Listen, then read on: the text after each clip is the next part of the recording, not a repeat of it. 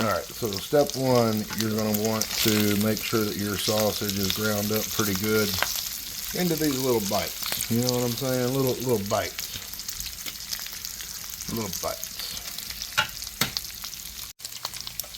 You want it to get pretty well done on the one side before you add your flour. So it kind of looks like bacon. I mean, it's the same animal, right? So it's going to start to look like the color of bacon when it's done. And that's going to be when you add your flour.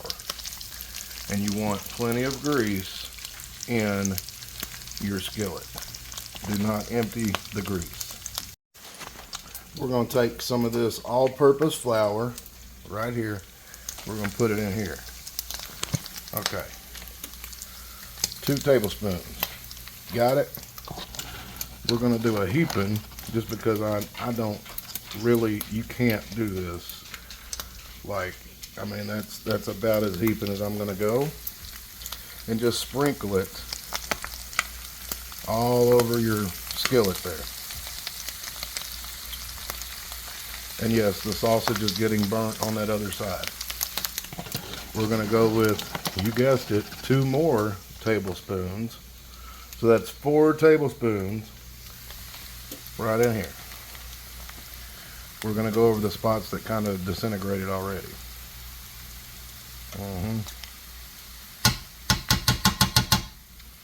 All right.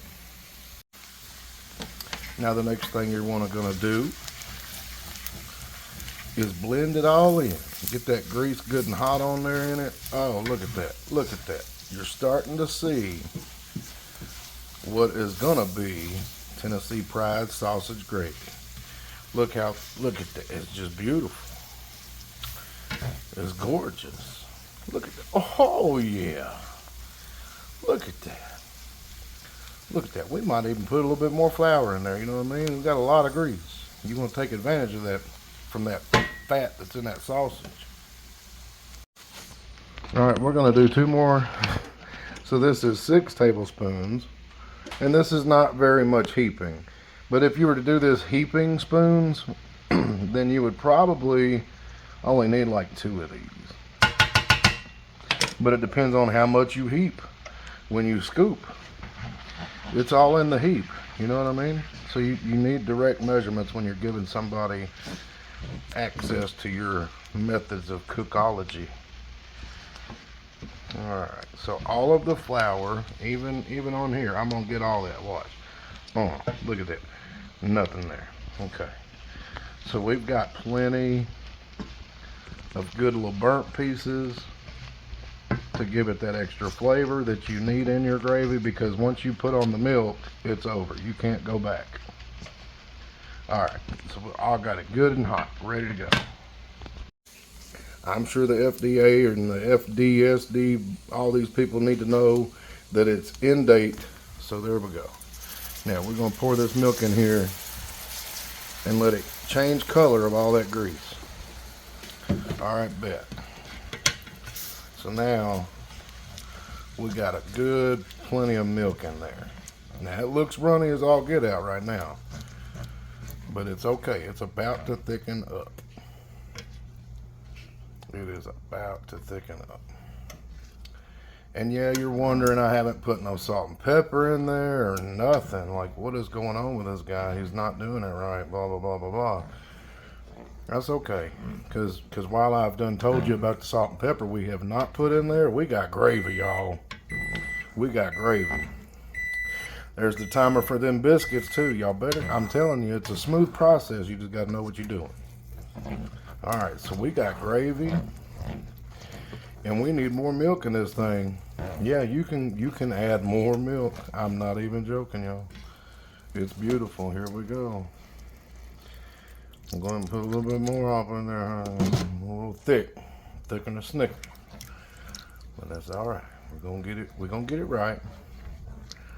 Now you gotta mix this in real good now. You can't just mix it a little bit and leave it alone. You gotta keep stirring this gravy. If it burns, it's over with. You can throw it in the trash. But look, all them little meat pieces has got that flour on it. So you're going to want to kind of massage that milk onto those little pieces. And that's it. You got sausage gravy. Now, you just put regular flour and regular milk in there and you ain't got no kind of seasoning in there. All right. So for the Tennessee Pride sausage gravy that you used to be able to go to the store and get, well, they have salt and pepper in there. So how do we do that? All right, so we're going to take some ground pepper. And the finer the pepper, the better. Because it's just going to add more heat and spice to your gravy.